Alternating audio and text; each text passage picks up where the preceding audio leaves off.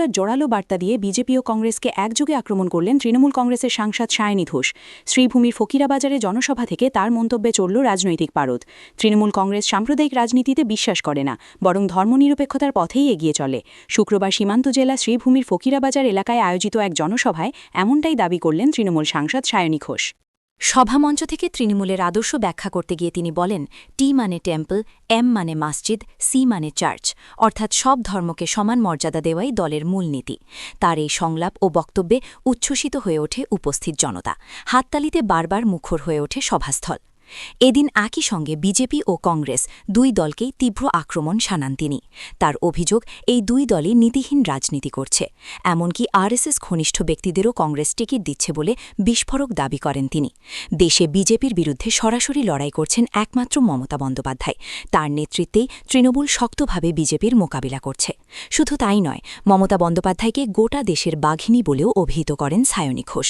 একই মঞ্চ থেকে তৃণমূল নেত্রী সুস্মিতা দেবও বিজেপির কড়া সমালোচনা করেন এবং তাদের নীতির বিরুদ্ধে সরব হন। জনসভায় বিপুল জনসমাগম দেখে আসামে তৃণমূলের ভবিষ্যৎ নিয়েও আশাবাদ ব্যক্ত করেন সায়নী ঘোষ। তার দাবি, এবার আসামে জোড়া ফুল ফুটবেই।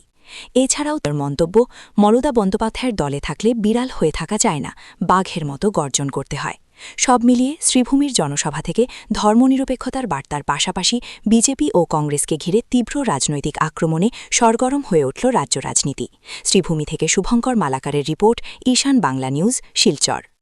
কম্পিটিশনে আছে হেমন্ত আর গৌরব গগৈ, আর প্রধানমন্ত্রীর কম্পিটিশনে আছে মমতা ব্যানার্জি আর মোদি।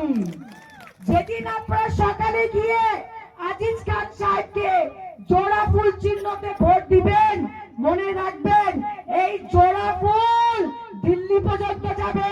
মমতা ব্যানার্জি প্রধানমন্ত্রী হবে, মোদীকে শেষ করে মমতা ব্যানার্জি প্রধানমন্ত্রী হবে। আমি আজকে ঘোষণা করলাম, মিয়ার ভোট মোর লাগে না। তো ইকবালকে বলে দিলাম, খবরদার খবরদার, সব করিমগঞ্জে যতদিন রানুকান আর সুস্মিতা দেব আছে, মামার বুলডোজার আমরা চলতে দিব না। আজকে আমি কথা দিচ্ছি যে আপনাদের নিরাপত্তার দায়িত্ব আমি আর রানুকান দিলাম, আপনাদের নিরাশ করব না। আর ইকবালকে ভোট দেওয়া মানে মামাকে ভোট দেওয়া। এই হাতি হলো বিষাক্ত হাতি। এই হাতির মধ্যে বিষ আছে, সাম্প্রদায়িক বিষ আছে। ইকবালকে যে ভোট দিবে, ইকবালকে যে ভোট দিবে, আমি বলবো যে ও নিজের পুরো জাতির সঙ্গে বেইমানি করবে।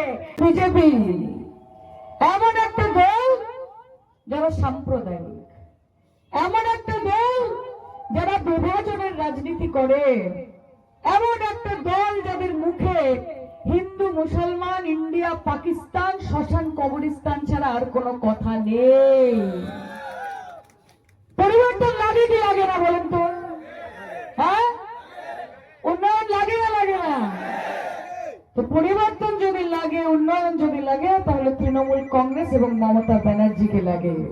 সবকা সাথ, সবকা বিকাশ, সবকা বিশ্বাস।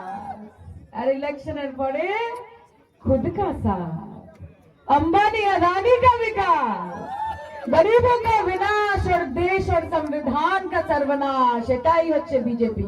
আমরা নরেন্দ্র মোদীর দল করি না, আমরা মমতা ব্যানার্জির দল করি। আমরা একটাই কথা জানি, একটাই কথা মানি कि तू हिंदू बनेगा ना मुसलमान बनेगा, इंसान की औलाद है, इंसान बनेगा। कांग्रेस के बोली उड़ी भूट चूर तो ভোটে, ভোট চোর তো বটেই। হরিয়ানাতে চুরি করেছে, মহারাষ্ট্রতে চুরি করে জিতেছে, বাংলায় করতে পারেনি, আটকে দিয়েছি। এসআইআর আটকে দিয়েছি। এসআইআর হওয়ার আগে বাংলায় এসে বলেছে যে 1,25,00,000 নাম নাকি বাদ যাবে। ইলেকশন কমিশন জানে না, বিজেপির নেতারা জানে আগে থেকে।